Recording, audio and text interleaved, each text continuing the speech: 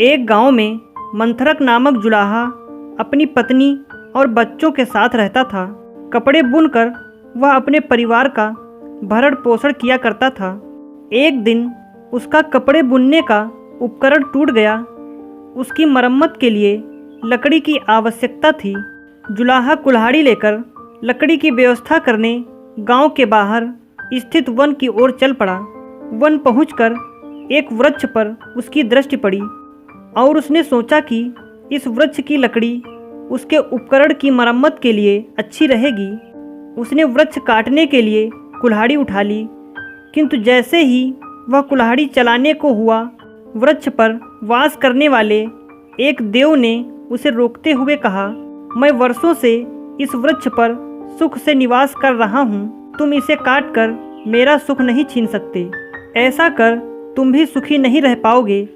जुलाहा देव की बात सुनकर रुक गया। फिर बोला, देव, मैं क्या करूं?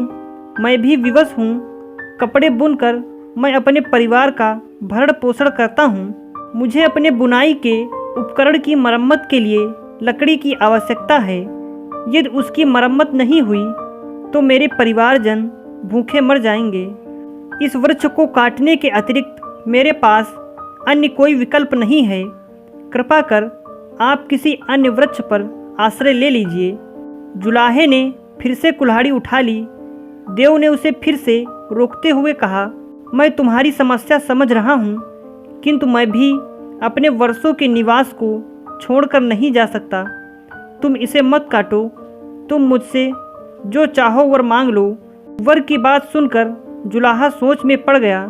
फिर बोला, यदि ऐसा है तो ठीक है, किंतु वर मांगने के लिए मुझे कुछ समय की आवश्यकता है। मैं अपनी पत्नी और मित्रों से परामर्श कर वर मांगूंगा। देव ने उसे समय दे दिया। जुलाहा गांव की ओर जल्दी जल्दी कदम बढ़ाने लगा।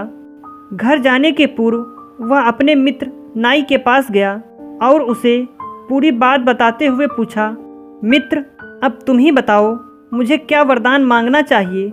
नाई ने थोड़ी देर विचार कर उत्तर दिया, मित्र, तुम देव से एक राज्य मांग लो। मुझे अपना मंत्री बना लेना। हम दोनों आपसी मित्रता से अच्छे से राजपाट संभालेंगे। नाई का परामर्श सुनकर जुलाहा बोला, घर जाकर मैं जरा अपनी पत्नी से भी परामर्श कर लूं।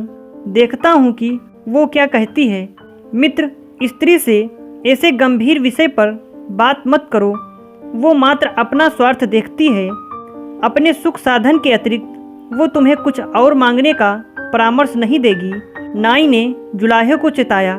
जुलाहे ने फिर भी पत्नी के परामर्श के बाद ही वर मांगने की बात दोहराई और घर चला आया। घर आकर उसने पत्नी को पूरा वृतांत बताया और साथ ही नाई द्वारा दिया गया परामर्श भी बता दिया। पत्नी बोली, राज्य मांग कर तुम क्या करोगे? राज्य के कार्य का संचालन दुष्कर कार्य है। तुम्हें न स्वयं के लिए समय मिलेगा न परिवार के लिए। जुलाहे को पत्नी की बात ठीक लगी। वह बोला, तुम ठीक कहती हो। राजपाट संभालना मेरे बस की बात नहीं है। उससे सुख प्राप्त नहीं होगी। अब तुम ही बताओ, मैं देव से क्या मांगूं? पत्नी बोली, तुम अपने 2 हाथ से जितने वस्त्र बुनते हो उससे हमारा गुजारा अच्छे से चल जाता है। सोचो, यदि तुम्हारे 4 हाथ हो तो तुम 2 गुने वस्त्र बुन पाओगे। इससे कमाई तो बढ़ेगी ही, समाज में हमारा मान भी बढ़ जाएगा। जुलाहे को पत्नी का परामर्श जच गया।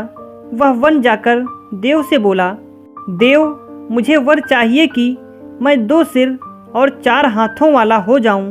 देव ने उसे उसका मनचाहा वरदान दे दिया। अगले ही क्षण जुलाहे के 2 सिर और 4 हाथ हो गए। वह आनंद पूर्वक अपने गांव लौटा, लेकिन गांव वालों ने जब उसे देखा तो उसे राक्षस समझ बैठे और पीट पीट कर उसे मार डाला। अगर आपको हमारी कहानी अच्छी लगी तो लाइक और शेयर ज़रूर करें और ऐसी ही कहानियाँ सुनने के लिए हमारे चैनल को सब्सक्राइब करना बिल्कुल ना भूलें।